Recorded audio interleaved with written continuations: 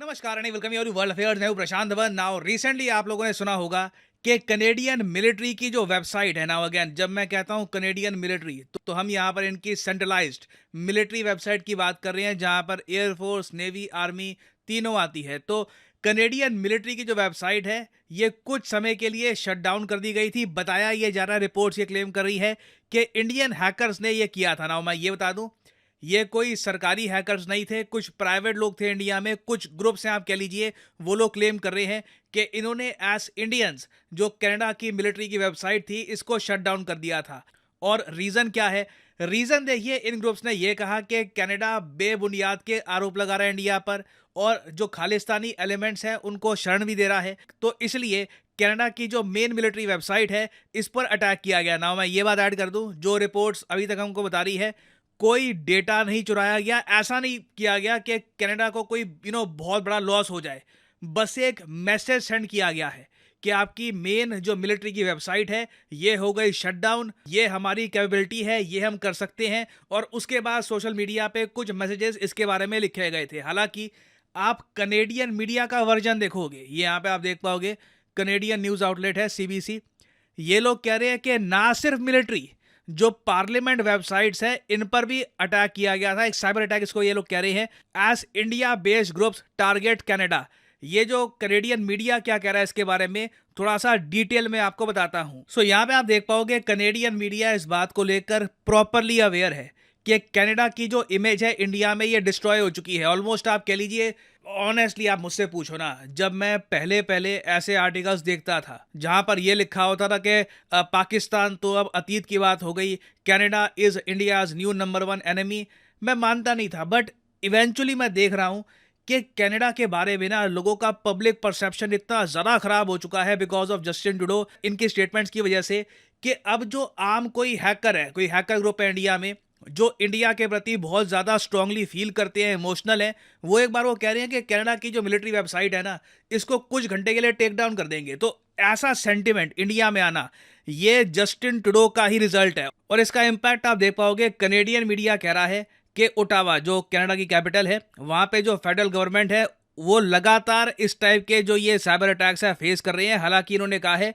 कि private information पे अभी कोई खतरा नहीं आया है। ये बात इन्होंने साफ साफ बोली है कि बिल्कुल जो हमारी आर्म फोर्सेस की वेबसाइट थी ये कुछ घंटे के लिए अनअवेलेबल कर दी गई थी, बाद में उसको वापस ये ले आए थे ऑनलाइन। मगर इस सब के अलावा कोई ब्रॉडर इंपैक्ट अभी इनके सिस्टम पर नहीं हुआ है। और सिमिलर चीज देखी गई कनाडा के हाउस ऑफ कॉमन्स के सिस्टम पे, जो इनका आप कह लीजिए लोअर हाउस है, लोकसभा है, उसकी जो वेबसाइट है वहां पर भी काफी इश्यूज आ रहे हैं। तो अगेन देखो, ऐसी जो न्यूज है ना कि इंडिया से कोई हैकर ग्रुप बाहर के किसी कंट्री को टारगेट कर रहा हो, वेबसाइट को मतलब कुछ प्रॉब्लम दे रहा हो, ये यूजुअली 90% देखने को आता है पाकिस्तान के केस में, कि कोई इंडियन हैकर ग्रुप है, उसने जिम्मेदारी ली है कि पाकिस्तान की सरकारी वेबसाइट घेर दी, या फिर वेबसाइट पे कंप्लीटली जो टेक्स्ट है चेंज कर देते हैं, इंडिया का झंडा लगा देते हैं।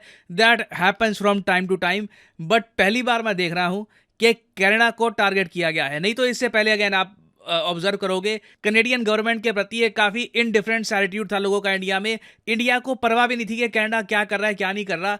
जब तक इन लोगों ने ये बड़े आरोप लगाने स्टार्ट नहीं किए ना, तब तक आप कह लीजिए इंडिया में इतना गुस्सा नहीं आया कनाडा के प्रति। और इवन दो बाद में जस्टिन ट्रूडो ने डैमेज कंट्रोल करने के लिए, अभी रिसेंटली आप अगर देखो कुछ घंटे पहले इन्होंने ये कहा था कि कनाडा बहुत ज़्यादा सीरियस है अपने रिलेशंस इंप्रूव करने के मामले में विद इंडिया। हम चाहते हैं कि इंडिया के साथ हमारे रिलेशंस और ज़्यादा इंप्रूव हो। इंडिया एक ग्रोइंग इकोनॉमिक पावर है, इंपॉर्टेंट जियोपॉलिटिकल प्लेयर है, हमारी इंडो पैसिफिक स्ट्रैटेजी का पार्ट है, हम बहुत ही सीरियस हैं इंडिया के साथ अच्छे रिलेशंस बिल्ड करने में। ये सब बातें ये लोग कह रहे हैं। बट पॉसिबिलिटी है कि जो डैमेज जस्टिन ट्रूडो ने किया है ना, उसकी वजह से इवेंचुअली कनेडियन एजुकेशन इंडस्ट्री को बिलियंस का लॉस हो। अभी तो नहीं, इमीडिएटली तो नहीं कहूंगा, मैं लॉन्ग टर्म की बात कर रहा हूं मैं, क्योंकि जैसे मैंने आपको पहले बताया था, यहाँ पे विद प्रूफ आपको दिखा देता हूं।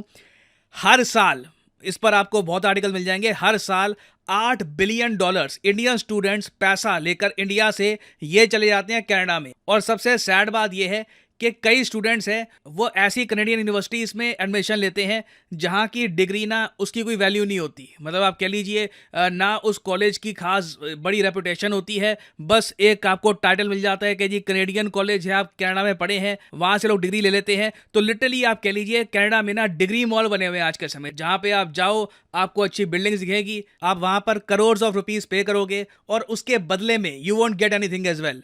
और एक बहुत ही इंटरेस्टिंग फैक्ट आपको यही बताता हूँ, साउथ एशिया में आप इकोनॉमी के हिसाब से देखो ना तो इंडिया के बाद सबसे इंपॉर्टेंट सेकंड नंबर पे कंट्री कौन सा आता है? बांग्लादेश आता है। इकोनॉमी के हिसाब से अगर मैं बात करूं, बांग्लादेश के बिना रिलेशंस कनाडा के साथ बहुत ख़राब है। आपको एक बहुत ही इंटरेस्टिंग फैक्ट बताता हूं, आप ऐसे शायद कई लोगों को पता नहीं होगा। जिस तरीके से हम लोग कहते हैं इंडिया में father of the nation Mahatma Gandhi ji को कहते हैं, बांग्लादेश में ना ये लोग कहते हैं father of the nation Sheikh Mujibur Rahman को। 1971 में बांग्लादेश को आज़ादी मिली थी पाकिस्तान से, उससे पहले ये था जी ईस्ट पाकिस्तान।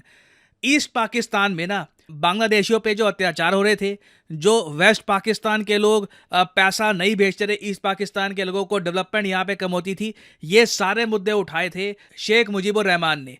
इसलिए आज भी ना बांग्लादेश के लोग उनको कहते हैं बंगबंधु। वो पहले इंसान थे जिन्होंने इनजस्टिस को देखा और ये कहा कि ये गलत हो रहा है, हम इसको बर्दाश्त नहीं करेंगे। बाद में इंडियन मिलिट्री इन्वॉल्व हो गई, वॉर हो गई, बांग्लादेश टूट के अलग बन गया। मगर आप कह सकते हैं बांग्लादेश के फॉर्मेशन के प्रोसेस में शेख मुजीबुर रहमान का फंडामेंटल रोल था। मगर सैड बात ये होती है कि एक प्रो पाकिस्तान मिलिट्री ऑफिसर था नूर चौधरी के नाम से। नूर चौधरी और कुछ और लोगों ने मिलकर शेख मुजीबुर रहमान, जो बांग्लादेश के फादर ऑफ द नेशन थे, उसको गोली मार दी, उसकी असैसिनेशन कर दी। उसके बाद क्या होता है कि नूर चौधरी भागकर बांग्लादेश से कुछ और कंट्रीज में ट्रैवल करके भागकर ये पहुंच जाता है कनाडा में। आज के समय में आपको बताता हूं बांग्लादेश के लोग ना नफरत क्यों करते हैं कनाडा से, क्योंकि कनाडा में नूर चौधरी एक कंफर्टेबल लाइफ बिता रहा है, एक बंगले में रहता है, बहुत ज़्यादा इजी लाइफ है उसकी। ऑलमोस्ट आप कह लीजिए लगता है कि गवर्नमेंट का ही सपोर्ट है उसको, और कनेडियन गवर्नमेंट उसको एक्स्ट्राडाइट करने को तैयार नहीं है टू बांग्लादेश। और इसलिए आपने देखा होगा कि जब भारत ने यह कहा था कि कनाडा सेफ हेवन है आतंकवादियों के लिए, बांग्लादेश के जो विदेश मंत्री हैं उन्होंने इंडिया का साथ दिया और यह कहा कि Canada has become a hub for murderers. जो भी लोग खून करते हैं उनका एक हब बन चुका है। और अगेन यहाँ पे आप देख पाओगे नीचे लिखा हुआ है कि बांग्लादेश के जो विदेश मंत्री हैं AK अब्दुल मोमिन, इन्होंने ये बात भी बोली कि कनाडा का जो रिफ्यूजल है to extradite Noor Chowdhury, the self confessed assassin of Bangladesh founding father, Noor Chowdhury ने कई इंटरव्यूज में, कई रिपोर्ट्स में ओपनली क्लेम किया है कि हाँ मैंने शेख मुजीबुर रहमान को मारा था। और यह आदमी ना कनाडा में आराम से रहता है बिना किसी प्रॉब्लम के। तो आप इमेजिन कर सकते हो कि कई जो बांग्लादेश के लोग हैं वहां पर भी नेशनलिस्ट हैं, देशभक्त हैं, वो भी कितना एंग्री फील करते होंगे टुवर्ड्स कनाडा। तो मैं कहूँगा ना सिर्फ इंडिया, पूरे साउथ एशिया में ही मैं कहूँगा एक स्ट्रॉन्ग एंटी कनाडा सेंटिमेंट चल रहा है। और यहाँ पे ना मुझे जयशंकर साहब की एक बात याद आती है। रिसेंटली जयशंकर साहब USA में गए थे to address the UNGA, UN general assembly.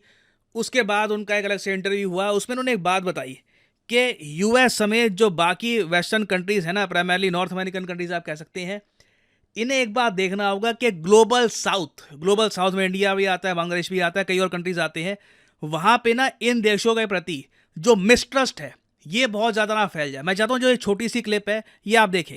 Spoken about the North-South divide. The fact is, today, the global South is very distrustful of the global North, the developed countries. They've had a very hard time in COVID. So it's useful for the US to have partners who frankly think well of the US and speak well of the US, often behind your back. तो बिल्कुल US, Canada समेत कई और जो countries हैं इनको सोचना होगा कि इनका परसेप्शन ग्लोबल साउथ में कैसा बन रहा है। क्योंकि इंडिया, बांग्लादेश जैसे जो कंट्रीज है यहाँ पे अगेन मैं सरकारों की बात नहीं कर रहा, मैं लोगों की बात कर रहा हूँ।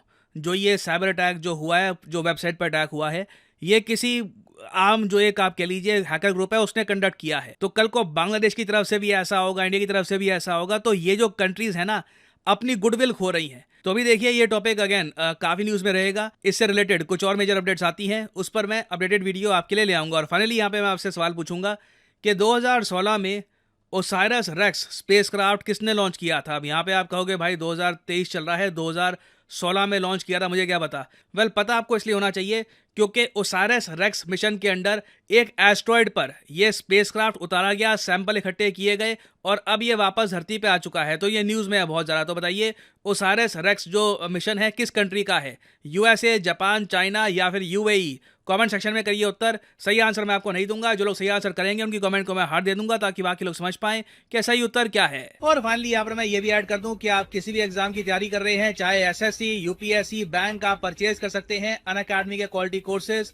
कमेंट सेक्शन में जाइए, पिन कमेंट में यहाँ पे आपको मिलेंगे link. For example let's say आपको प्रिपेयर करना है यूपीएससी के एग्जाम के लिए, तो यूपीएससी के लिंक पर यहाँ पर करिए क्लिक और यहाँ पे आप परचेज कर पाएंगे अनअकैडमी का यूपीएससी कोर्स। बट जो प्राइसेस यहाँ पर लिखे हैं, don't ever pay these prices. Simply यहाँ पर कोड डालिए PD10 and the prices will start following and you will be able to save a lot of money. So use the code PD10 and save money. और इसी note के साथ ये है video का अंत। Thank you for listening. May the gods watch over you.